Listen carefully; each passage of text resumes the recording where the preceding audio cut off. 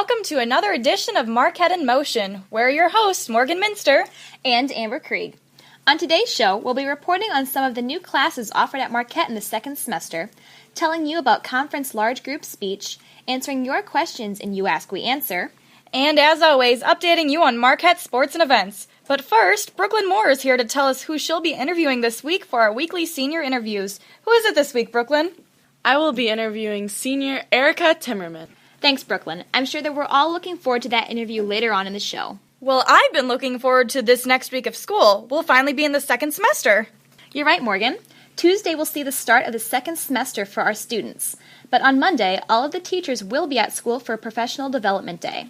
During Monday and on other professional development days, Marquette Principal Mr. Kaiser and kindergarten teacher Mrs. Kilberg will be leading the teachers in a program aimed at using more creative teaching strategies.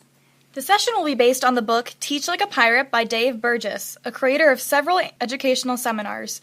Our teachers will be using the ideas and strategies presented in the book to encourage more student participation and to help inspire teachers to lead more engaging lessons to create interest among students. Prior to Christmas break, each teacher was given his or her own complimentary copy of Teach Like a Pirate. Teachers have read the book in preparation for Monday's class. Teachers who register for credit will receive one relicensure credit for the professional development course, while all teachers' fees for this AEA-approved class will be paid for entirely by the school. Well, now that we've talked about teaching like a pirate, there's only one more question I have. What's that, Morgan? Are you ready for jam time? Aye, aye, Captain. As many Marquette students know, second semester doesn't only mean that the school year is half over. That's right, it also means new classes and new electives. Today we are talking about those second semester electives. Let's start with the elective that seemed to be a favorite among students, strategic reading, taught by Mr. Bishop. Strategic reading is reminiscent of the old accelerated reading system used in the middle school. In this system, books are given points based on the difficulty of the book. Students must read enough books to reach a point goal that they are giving at the beginning of the semester. Next up is print media, taught by Mrs. Schrader. In this class, students are tasked with making the amazing yearbooks that the students receive at the end of the year. In choir, taught by Miss Everding, students use their beautiful voices to get ready for upcoming competitions and concerts. With topics of sociology, students learn and discuss current events that are happening around the world. This class is taught by Mr. Sieverty.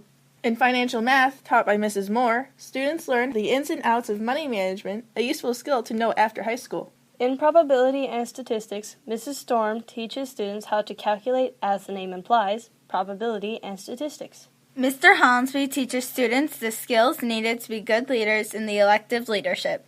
Mr. Hollinsby also teaches Iowa Studies, a class where students learn about the history of our very own state. In Spanish, Mrs. Stickrod, in fun and innovative ways, teaches students how to fluently speak Spanish. In economics, students learn about financial systems and how the government handles money. This class is also taught by Mr. Hollinsby.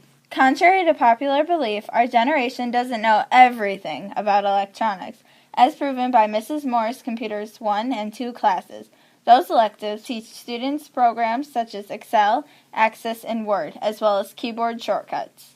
Well, I've just computed the amount of time we have left, and it's time we wrap up. For Marquette in Motion, this has been Jam Time! With Justina Denlinger, Allison Hager, Megan Litter, and Mackenzie Kilberg. Don't go to class just yet. Marquette in Motion will be back after these messages. Welcome back to Marquette in Motion. Christina Coos is here with her report on conference large group speech. Early this morning, a group of 21 high school students headed out to Alburnett High School. They will be spending the day performing in front of judges at the Conference Large Group Speech Contest. Speech students have been working under the guidance of speech coach Mrs. Carol Scott Feller for the past month to perfect their pieces.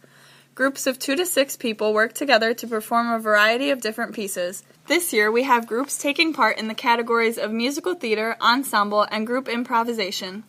In musical theater, groups of 2 to 6 students perform a series of musical selections from a musical for the judges. This year's musical theater pieces are from Wicked and Legally Blonde. Ensemble pieces are short plays that are performed within 15 minutes. This year's ensembles include The Empty Chair, If Women Worked as Men Do, and The Fourth Digit. There are also 2 improvisation groups this year. In this category, the group randomly draws a topic and is then given 2 minutes to prepare a scenario based on that topic. Their performance can last up to 5 minutes. Each speech group that performs today will be given a score of 1, 2, or 3, with 1 being the highest. Groups will also be given suggestions to help improve their pieces for next Saturday's district contest in Monticello. Good luck to our speech teams. For Marquette in Motion, this has been Christina Coos. Thanks for that report, Christina. Now it's time to bring in Lauren Kilberg with this week's edition of You Ask, We Answer. Our first question today, Lauren, reads, I heard Christina tell us last week about the seniors who made the homecoming court, but who was chosen as king and queen, and how was this decided? Well, before anyone can be chosen as the king or queen, they first have to be on homecoming court. Each member of the senior class was able to vote for 4 girls and 4 boys to be on the court. The students receiving the most votes were selected to be on the court. The entire high school was then able to vote for one of the 4 king candidates and one of the 4 queen candidates. In between the boys and girls varsity game last Friday, the king and queen were announced. This year's queen and king were Anna Ambrosi and Christian Mickles. At the homecoming dance, instead of the traditional king and queen slow dance, the duo had a dance-off with teams they chose. King Christian Mickles took the victory by a landslide after selecting our principal, Mr. Kaiser, as one of his dance team members. Mr. Kaiser sure is a busy guy. I'm sure he'll be at the PTO breakfast on Sunday, January 24th. I was a little confused, though. Catholic Schools Week isn't until February 1st through February 5th. I thought the breakfast always kicked off or ended Catholic Schools Week. Was this a misprint? Well, thank you for that question. I'm sure it was looming heavily on all of our listeners' minds. Now, normally the PTO breakfast does kick off or end our Catholic Schools Week celebration. This year, however, the schedule was packed full. Marquette's Tech is taking place the Sunday before Catholic Schools Week, and Confirmation Mass is taking place the Sunday after. That's why we're asking everyone to join us on January 24th in Kiefer Hall for a delicious breakfast. Don't worry, we'll be reminding you all about it in the upcoming weeks. Speaking of those upcoming weeks, it looks like the weather will be getting even colder here in eastern Iowa during that time. One listener asks, what do the elementary students do for recess when the weather is so cold outside? Well, if the weather is below 5 degrees Fahrenheit, our students have indoor recess. In these situations, our elementary students pull out their board games or blocks or have fun in the mech during their indoor recess time. Those were always my favorite recesses. Mine too, Morgan. As for now, though, I'm glad we get to spend our time recording Marquette in Motion instead of playing games. Be sure to stay tuned in and keep sending us your questions at marquetteinmotion@marquettecatholic.com. Until then, this has been Lauren Kilberg. Our program will return after these messages. We're back with Marquette in Motion. Sam Peters and Jonathan Herrig are here with your Marquette Sports and Updates report. Thanks, Morgan. Marquette's annual Catholic Schools Week is approaching, and it all gets kicked off Sunday, January 24th, with the annual PTO breakfast fundraiser, held from 8 to noon in Kiefer Hall, which is below St. Joseph's Church. And now, Jonathan, tell our listeners how Marquette ate up our opponents in last week's homecoming game. Last Friday, the 4 Marquette basketball teams played Coweta for our annual homecoming game. Luckily, Marquette kicked off the homecoming weekend on a good note, with all of our teams coming out with a win. On Tuesday, Marquette played in yet another conference quad, this time against Easton Valley. Both the JV and varsity girls won their games, but the JV and varsity boys were unsuccessful, with varsity losing by only 5 points in the final stretch. And finally, once again, Marquette played a quad at Midlands Court last night. We will have those results for you next week. For Marquette in Motion, this has been Sam Peters and Jonathan Herrig with your Marquette Sports and Updates report. Thanks, boys. Brooklyn Moore is here with this week's senior interview.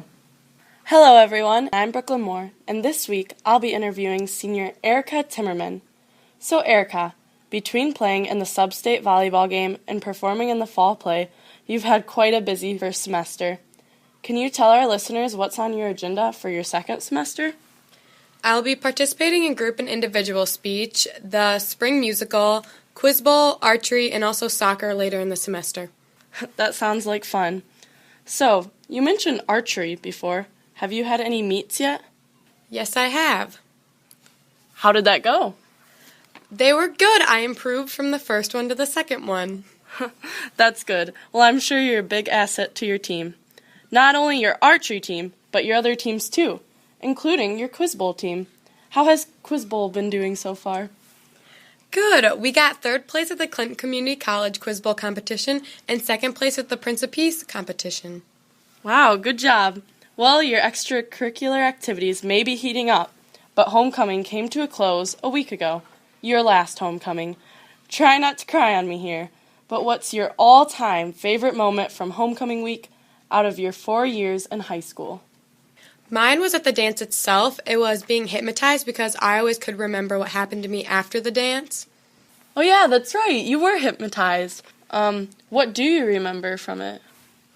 I remember that the male that hypnotized us, he had my date disappear, and then my father reappeared, and that upset me very much, and I started crying. But then when I woke up from this point, I was sitting on my date's lap, and I then again was happy. Aw, that's good. We've talked a lot about your present, but what about your future? Can you tell our listeners about your future plans at all? I plan on attending Loras College in the fall, and I plan on getting a minor in music and a major in business. What will your classes exactly be like? I'm sure I'll have some music lessons, but then some basic business classes to figure out what area of business I'd like to be a part of. Okay, sounds good. Final question before we go. Where do you see yourself in 20 years? I hope to stay within Iowa, and I hope that I have a stable job and I've started a family of my own. How many kids? Unsure at this point. Okay, thanks for letting me interview you, Erica, and thanks to all our listeners. Make sure to keep tuning in for more interviews. For Marquette in Motion, this has been Brooklyn Moore. Thanks for reporting, everyone. And thanks for tuning in. For Marquette in Motion, this has been Morgan Minster And Amber Krieg. And remember, stay informed, stay involved, stay in motion.